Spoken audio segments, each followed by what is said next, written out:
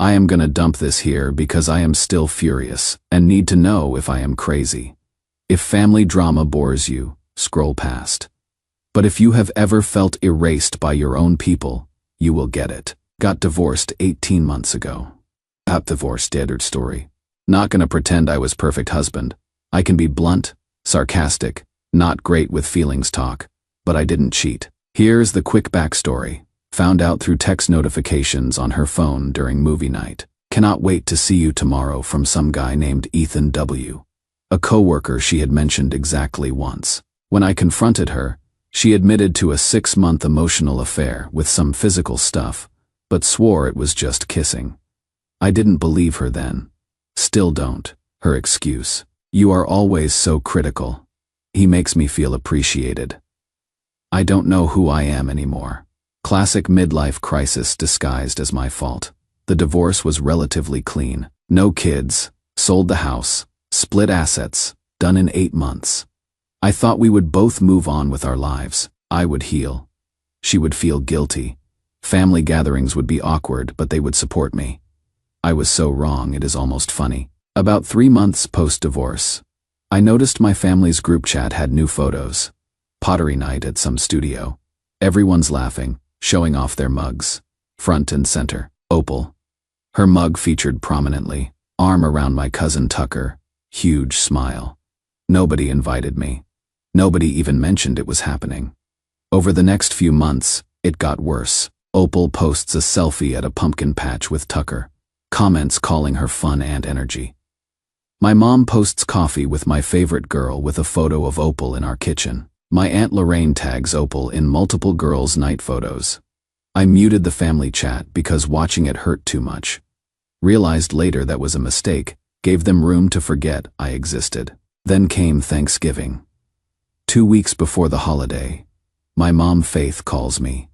Serious voice. The kind that usually means someone died. I am bracing for bad news. Things have been tense, she says. I don't want drama at Thanksgiving. You can come, but only if you keep your mouth shut and don't cause one of your scenes. What scenes, Mom? I haven't even seen you since July. You know how you get. You always argue with everyone. Opal just wants peace. I had to replay that in my head. So Opal's coming. To Thanksgiving. Of course she is coming. She is family. She has been such a support to all of us. She helps me with the house, listens when I need to talk. She actually shows up. Drew. The implication was clear. I don't, because I live 3 hours away with a demanding job. Apparently I am the absent one, while my cheating ex-wife plays devoted daughter-in-law. She actually listens, Mom continued. Unlike you, who just argues with everything I say, I lost it. I would rather eat with strangers than sit at a table with people who chose my cheating ex over their own blood. She hung up. That is her signature move. Has been since I was a kid. Cannot handle conflict. Just ends the conversation. I texted my cousin Tucker. Are you serious with this? His response. Don't make it about you, man. Opal's been through a lot too. I called my sister Tammy in Denver. She is the only one in this family with a functioning brain. She was sympathetic, but resigned. Opal's just easy to have around, she explained. She bakes stuff, helps out, doesn't make people feel like they are walking on eggshells. You know how Mom is. She likes people who tell her she is right. You never did that. Opal does it constantly. So that is it. She is pleasant, so she wins. Pretty much. Look, maybe just don't show up. Let them have their weird Thanksgiving. Around 6 p.m., I got a Snapchat from Aunt Lorraine. Table set. Food everywhere. Everyone smiling. And there is Opal, sitting at the center seat, holding my mom's hand. My empty spot at the table wasn't even subtle. They had just removed me. That is when it hit me. I am not family anymore. I am the problem they solved by replacing me. I started keeping a list in my notes app. Every time Opal helped my family with something that used to be my job. Every time they called her instead of me. Every time my mom let Opal handle family-only stuff. I wasn't sure what I would do with the list, but tracking it felt important. Like gathering evidence for a trial I didn't know I would be having. Update 1 after Thanksgiving. I started noticing details I had ignored before. Opal has her own coffee mug at my mom's house. She didn't even drink coffee when we were married. Tucker posted a video of Opal helping Aunt Lorraine set up her smart television. App support Angel with Opal's photo. The family group chat, constant Opal praise. Here is where it gets really bad. My late grandmother left us a family cabin in northern Wisconsin, co-owned by me, my sister Tammy, my mom Faith, and cousin Tucker. I paid 60% of the down payment using money from my dad's life insurance.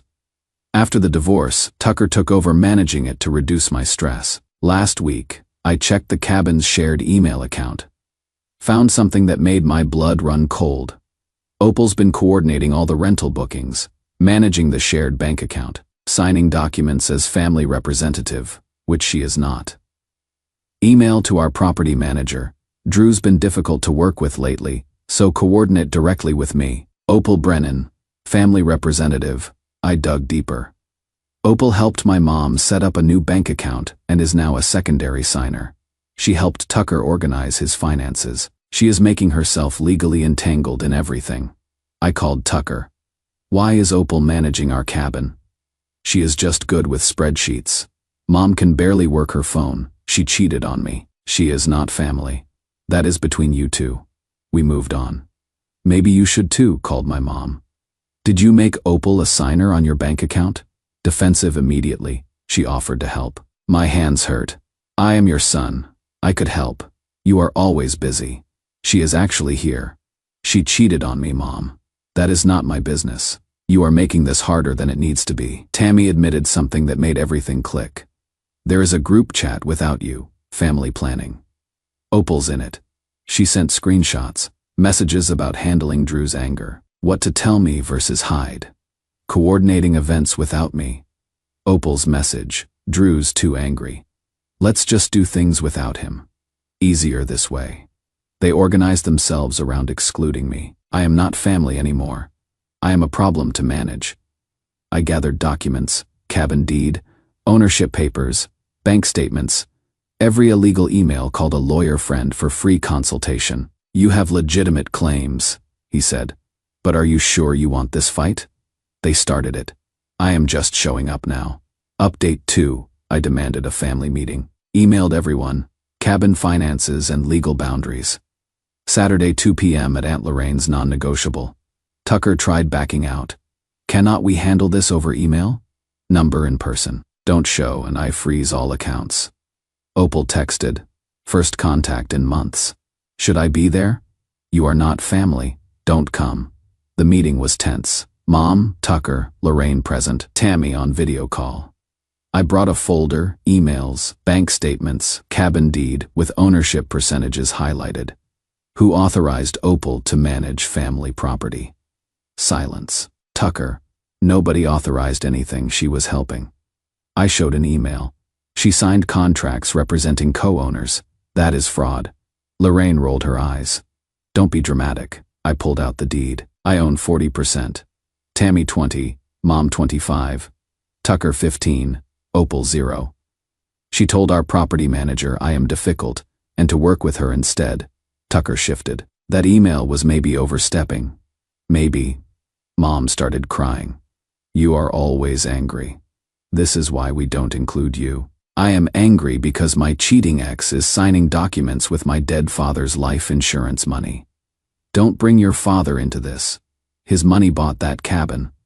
Opal has no right to it. Tucker tried explaining. After your divorce, you checked out. We needed help, Opal offered. So you gave her my family property, without asking.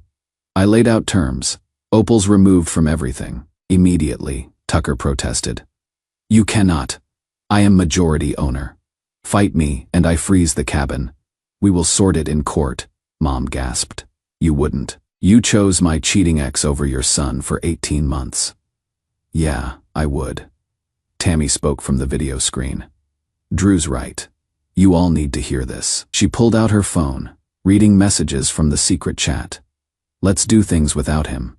Drew's too angry. Opal handles things better. You systematically excluded our brother and replaced him. I stayed quiet too long. I am backing Drew now. Lorraine stood. I am not dealing with your tantrum, sit down, or I mail legal notice to your address. She sat, furious. Lorraine finally spoke, truth.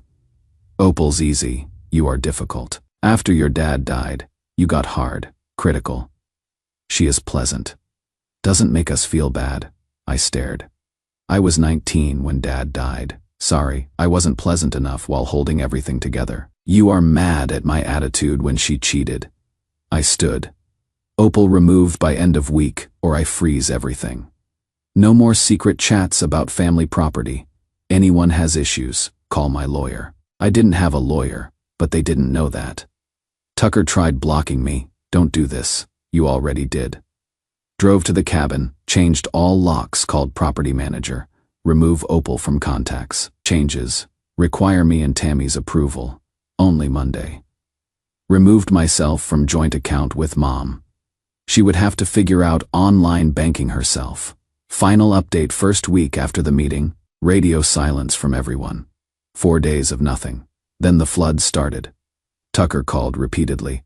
I ignored every call. My mom texted, we need to talk. I replied, my lawyer has my boundaries. Respect them. Aunt Lorraine sent a long email that I deleted without reading. The property manager confirmed all Opal's access was removed. New system requires both me and Tammy's written approval for any changes. My mom called the bank upset that her online banking wasn't working anymore. Turns out Opal had set everything up, and my removal from the account broke her access. I texted Mom. YouTube has tutorials for online banking. You will figure it out. Then things got interesting. Week 2, Tammy forwarded me an email. Opal had sent it to Tucker, my mom, and Aunt Lorraine. Subject line: I think I need to step back.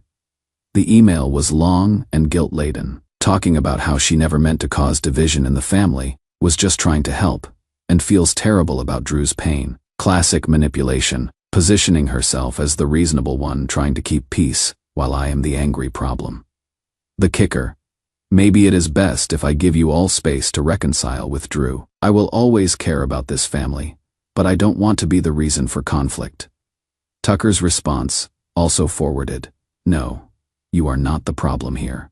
Drew's just being stubborn and unreasonable. Please don't pull away because of his issues.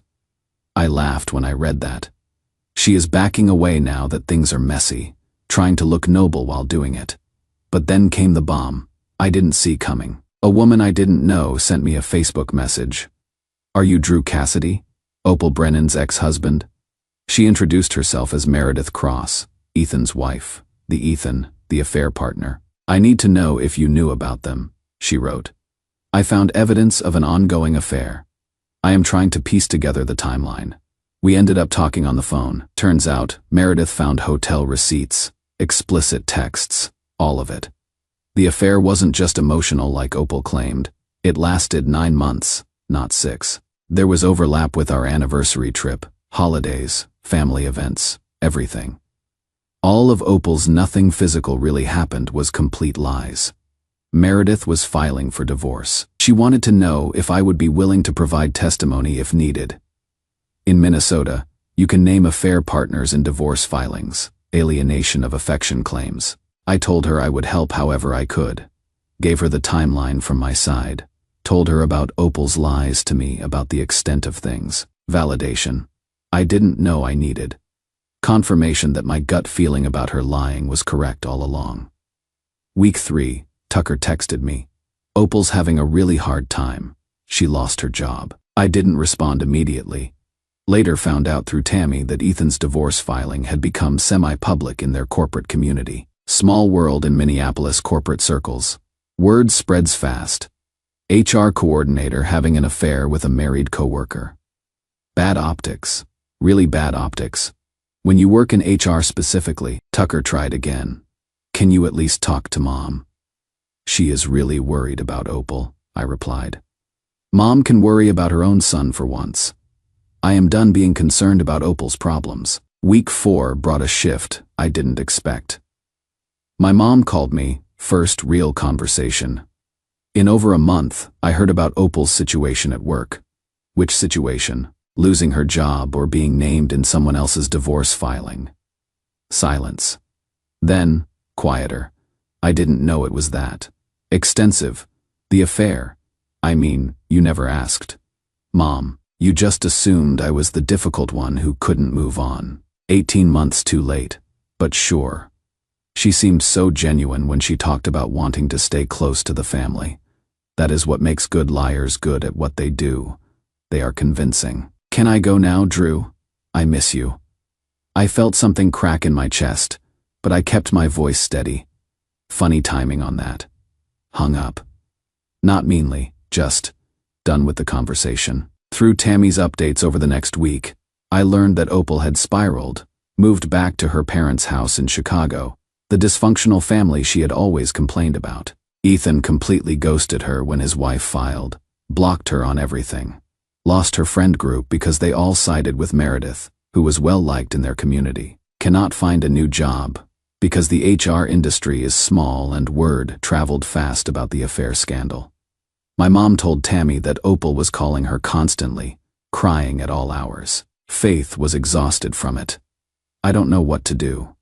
She calls me crying at midnight. I feel guilty, but I am also just tired. Tammy, bless her, said, maybe that is how Drew felt for the last year and a half. Mom replied, that is not fair, Tammy, isn't it? Week 5. Opal texted me. Can we talk? I need closure. I read it. Didn't respond for 3 days. Finally replied. You had closure when you signed the divorce papers. We are done. I am sorry for everything. I know it doesn't change anything, but I am really, genuinely sorry. You are sorry you got caught. You are sorry there are consequences. You are not sorry you did it. If Ethan's wife hadn't found evidence, you would still be playing happy family with my people while I was the bad guy. That is not true. You lied to my family about me for over a year. You managed my family's property and money to make yourself look indispensable. You signed documents you had no right to sign. You weren't sorry during any of that. You are only sorry now because everything fell apart. I was just trying to stay close to people who felt like family. My own family is, by replacing me. That is not how family works. Opal blocked her number. Should have done it months ago. Tucker called me last week. His voice was different, subdued, almost apologetic. Okay, you were right. About most of it anyway. Most. Opal wasn't who we thought she was. The job thing, the divorce filing naming her, the timeline being longer than she said. Yeah, we messed up. I am not looking for an apology, Tucker. I am looking for boundaries to actually stick this time. They will. Lorraine's still upset with you, but she is not fighting the cabin stuff anymore. Nobody is. And Mom, she is. Processing. Give her time. I had a video call with Tammy this week. First real sibling conversation in what feels like forever.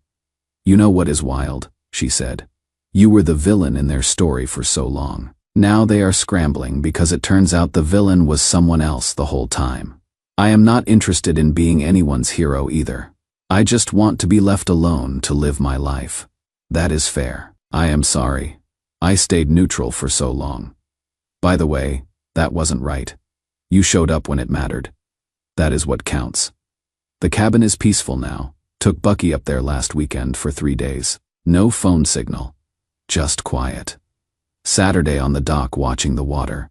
First time in over a year. This is what I had been missing. Peace in a place that used to mean something good. I am not dating, not looking.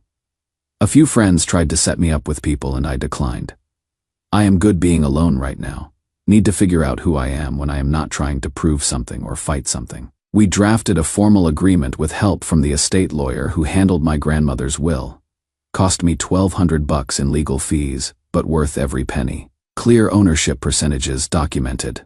Cabin managed jointly by me and Tammy. Family can still use it, but requests go through us. No outside parties, making decisions. Tucker split the legal costs as a peace offering, which I accepted. My relationship with Mom is strained but not completely severed. She calls occasionally, keeps conversations surface level. I don't push, don't pull, just maintain distance. Tucker and I are civil for practical reasons. The kind of relationship where we can coordinate cabin logistics without it being weird. But we are not grabbing beers anytime soon. Aunt Lorraine still icy. I am fine with that. Tammy and I are closer than we have been in years. She is planning to come visit the cabin this summer. First time we will be there together without the whole family circus. As for Opal, last I heard through the family grapevine, she is still at her parents' house in Chicago, working some temp job, not in HR anymore. The stain on her professional reputation is permanent in that industry. Not in contact with my mom anymore. Faith finally set a boundary after too many midnight crying calls. Ethan's divorced, and apparently remarried someone new within 6 months. Opal's in therapy, according to Tammy's sources. That is good. She needs it. But it doesn't change what happened or absolve the past. At my first post asked if I feel vindicated now that karma caught up to her. Honestly, not really. Vindication would mean I got something back. I didn't. I just stopped losing. Her life falling apart doesn't fix mine, but it does prove something important. Actions have consequences. She spent 18 months avoiding hers by making me the villain, keeping my family as a buffer between her and reality. The universe had other plans.